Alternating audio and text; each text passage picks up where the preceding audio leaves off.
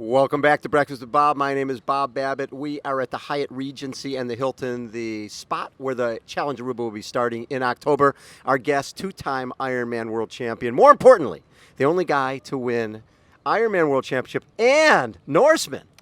That's my claim to fame. I love that. I'll take it. Yep. I love that. Now, we have talked a lot about the Ironman, and we will talk about that. But let's talk Norsemen, because that, from chatting last night, that seems like it's really more about the core of Tim DeBoom, which is hard, challenging, different. You like all of that. Yeah, that was one of the last races of my professional career, and it kind of summed up the entire reason why I got into the sport. I mean, when I started, Ironman wasn't as big as it is now, and Right. the sport wasn't as big as it is now, and going over and doing Norseman was kind of a jump back to kind of kickstarting the next stage of my life of what it's been since then, is just daily adventures and Right. with family and friends, and challenging myself. And that what it really comes down to is challenging myself. It was never about being against someone else. No. But it was, can I finish this? And Yeah. Norseman was one of those where I was like, can I finish this? And after, Sure. 20 years in the sport, I was back to that stage of, can I finish this? An adventure. Yeah, and it felt really good to do that. And when you're talking about an event like that, you're talking about cold water. You're talking about, let's just add another, 10 miles or so to the bike ride just for the heck of it. Yep. Talk a little bit about, and also the experience of your brother Tony and you had been so involved together in this journey of triathlon, to sort of sum up your career with him being your crew. Yeah, it was, Tony and I, most of our lives, we kind of follow each other around. Yeah. Or I followed Tony. And, Yes. And then he followed me into this sport, but we traveled the world together, and then I got married, and he got married, and he had kids, and and finished racing, and I was still racing. And when I decided to do Norseman, the unique thing about that race is you get to have a crew. It's not aid Yes. stations. It's every athlete has a crew member, and they kind of bunny hop you throughout the race, and they drive a car and give you your aid throughout the race, which is really unique and really fun. And a flashback to early Ironman. absolutely. Yeah. And so the first moment I thought about doing Norseman, I called Tony and I was like, "You want to be my crew?" And he was like, "I'm in." And I just the DeBoom adventure was on, and we brought another friend along, photographer Eric Wynn, yeah. and he saw firsthand the DeBoom fun, and from the minute we left the airport to the flights and the other airports and the adventure, he documented it and it just turned into a great time. And the water, 48 degrees. Yeah, that was I'm not a big cold water guy. I've always suffered through it, but my parents used to have to bribe me to swim lessons because of the cold water, and Yeah. I wasn't that big fan of it. But it was just part of the race, and it's such a unique part of the race where you jump off a boat Yes. into the fjord, and in the middle In the of the dark, night, right? in the dark, and the only way to guide yourself is the lights on the buoys out there. So it's very unique, and I think if you embrace that, it becomes just the adventure that it is. And the bike ride, I'm sure it was a little chilly while you're riding. Yeah, we had rain, sleet, probably some snow out Everything there you somewhere, wanted. and then some sunny heat and treacherous descents, and it's everything you could ask for in a good bike ride. What I love is events like the Ironman World Championship. You got to finish by midnight, or else you're not official. Yeah. At Comrades, they actually close the gate to the stadium if Yeah. you don't finish. Yep. This race, you basically, if you don't get to a certain point on the run by a certain time, you have to don't go get a different direction. Yeah, exactly. So. And you get a different color shirt. Yeah, and what's funny is most of those things come about because of safety reasons. Of course. And this one, it's really a safety reason. If you can't venture onto the mountain when they know it's going to be dark, because it's literally You'll the last die. 5K is a trail that there's no lights, there's Yes. no glow sticks aren't going to help you out there, and so it really is a safety factor. Right. And so it drives you to. Even then I was like, gosh, I hope I make it to the cutoff. When I was first doing it. The other thing I love is you finish on top of a mountain. Yeah. And who gets to go down in the elevator and who has to hike down? Yeah, that's the beauty of it. If you win, you get to go down in the elevator, and so and more motivation to get to that top, because you're 10, 11 hours into this thing, which Yeah. is the longest Ironman I've ever done. Oh, yeah. And you get to the top, and I literally crossed the finish line, and all I wanted to do was fall asleep. Yes. I think I actually did fall asleep while just sitting on the rock, and the last thing you want to do is actually hike back down. And How far would that hike be? well, it would have been a good probably hour. After you just won the race, or done the it's race. just straight down rocky trail, Yeah, yeah. and it's they just inside the mountain, there's an elevator shaft, and it Love goes it. all the way down, and that was a nice little treat to win. What I One think of the perks. When I think about your career, to me it's tied to Peter Reid, just because you guys started as training partners, and next thing you know, Peter's winning, and you're 10th, and I think then you end up winning with Peter behind you. Yeah, no. And Peter won a couple times before. Peter won a couple times before I did. But, yeah, but, 98 and 2000. You know, it was one of those. Peter and I just clicked. It was one of those things where we met.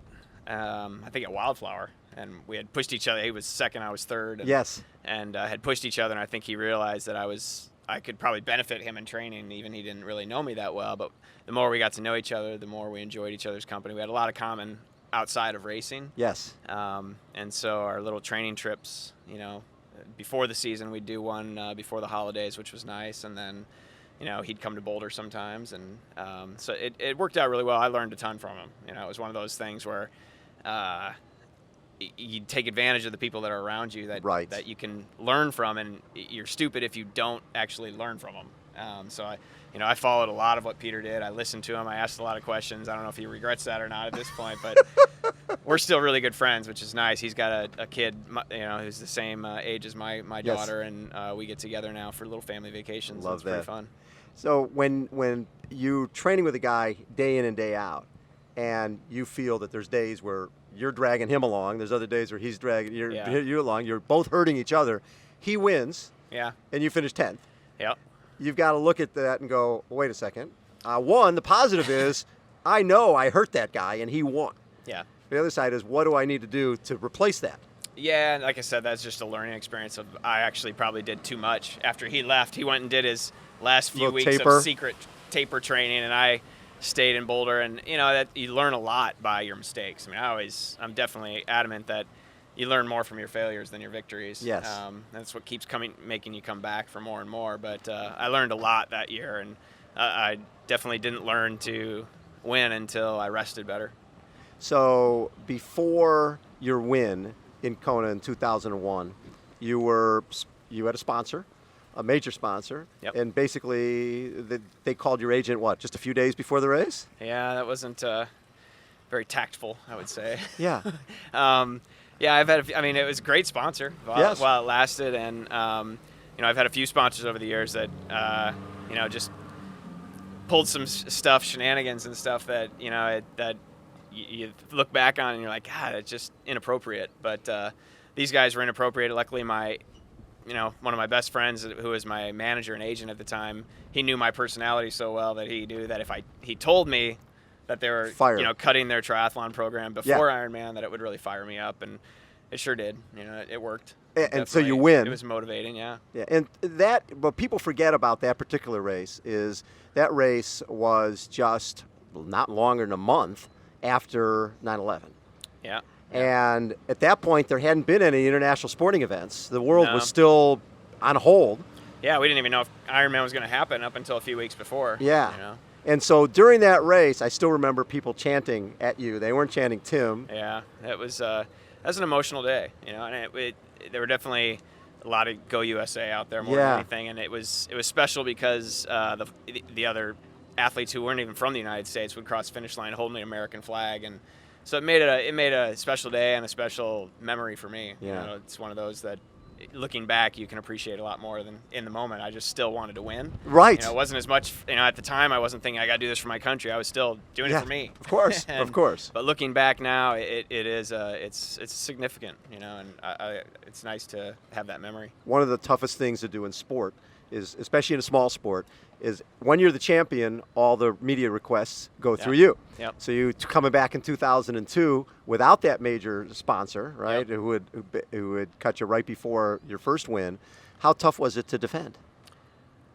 Again, it was motivating because I had raced a lot of the year blank. And with no sponsors? No sponsors. And after being the Ironman world champion? Yeah, and so I raced very sparingly. Yes. And I had a good agent manager who arranged some deals right before Ironman. I picked up some sponsors before Ironman, and I think after talking to them and them seeing some of my results, they were happy to be with me. Yes. And so I wanted to again, have a great race even more to show that my old sponsor blew it, and my new Yes, they did. sponsors were going to be along for a long ride after Right. that. And and you just Ironman had upped their prize purse at that point. And Yes. I was just all in. I was like, okay, I'm putting everything I got into this repeat and show that I wasn't one hit fluke over there. And it all worked out well. So, and I love what Trek did. I Yeah. love that the Trek had that much confidence in you. Yeah, that was just a nice surprise. I went to breakfast with the marketing people from Trek after the race, and they had already had the bonus check for winning prior to the race, and they Really? didn't want to tell me that before the race, of course. But Yes. after the race, they hand me that check. Literally 8 hours after the finish, the bonus check is. It showed that they were good company. They believed in you. Yeah. They believed in you. So here we are at Challenge Aruba. I know you like adventures. Absolutely. And that's one of the cool things about this sport. It takes us around the world to go to great places. Yep. Impressions of Aruba so far? It's you immediately kind of feel at home here when you get here. I It's know. different from the Caribbean islands, the other ones this is the first time to Aruba, and so I've been to a lot of the islands before, and coming down here, I wasn't sure what to expect. Sure. Knowing that I had a little Dutch history was a good thing because I've got a lot of Dutch in me. And so, getting down here, my best way to learn about a place is to just kind of explore the island, and that's what I've been doing since, and I've really enjoyed it. I go on 2 feet and I run and ride around, and it's just been a blast, and everybody's been very pleasant and happy, and Yeah. the community seems great, and I think the course itself is going to be great. It's going to be pretty cool. Yeah, and it's harking back to when the reasons I got into the sport to begin with. Challenges is doing events that are they're not overblown, they're not Right. cookie cutter races. They're put on with the athlete in mind and the family in mind, and to make it more of a festival atmosphere throughout an entire weekend. And I just think that that's the reason I got into the sport, and that's why I fell in love with the sport. And it's really cool to see Challenge bringing those kind of opportunities around the world. The other thing is when somebody has a traumatic injury, like there was a point where Yep. you're on a bike and you got hit by a car, Yep. a lot of times that can change your attitude for the better, where Yeah. you're thinking, you know what, I'm just lucky to be out here. I'm lucky to be Absolutely. racing and training and doing all the rest of the stuff. Yeah. I hadn't seen Mark Harriman's here Yes. for a number of years. And you guys both race in 01. Yeah. Yeah, in yeah. 01, and then I remember seeing him in 02 at the finish line. Yeah, when he did the and- swim, Yep. And, just being around Mark here, I've been talking to my wife on the phone, and, just Mark's so inspiring, and, it's just, it moves you to be around him. Yes. And he's just such a good ambassador for families, friends, everybody around him, and kids getting into athletics. I just think it's, he can give them a lot of inspiration. You guys are also similar in the fact that you became, Look at this. I love it, that you guys became parents later. Yeah, You know? it's funny. It's very Mark and I have very much in common. Yes. Our daughters even look alike. I mean, it's kind of funny. We've been comparing pictures and videos, but we both agree that having children later in life has been just a huge benefit for us. Yes. I mean, I was kind of done traveling the world, and so I've got to spend a lot of time with my daughter, and hopefully she'll remember that when she's older. I'm But sure she will. I know that I will. It's been the best 3 years of my life so far, is to be spending as much time as I can with her. So I can't wait to bring her back down here for the race. You're bringing the family here, right? Oh, yeah, For absolutely. October? Yeah, I mean, One happy island. I need to introduce Wilder and Nicole to this island. I love that. So, Tim, I know swimming background. What do you know about the swim here for Challenge Aruba? Well, I'm definitely about to find out. It's right behind me, and I think it's time that I figure out this course myself. Love it.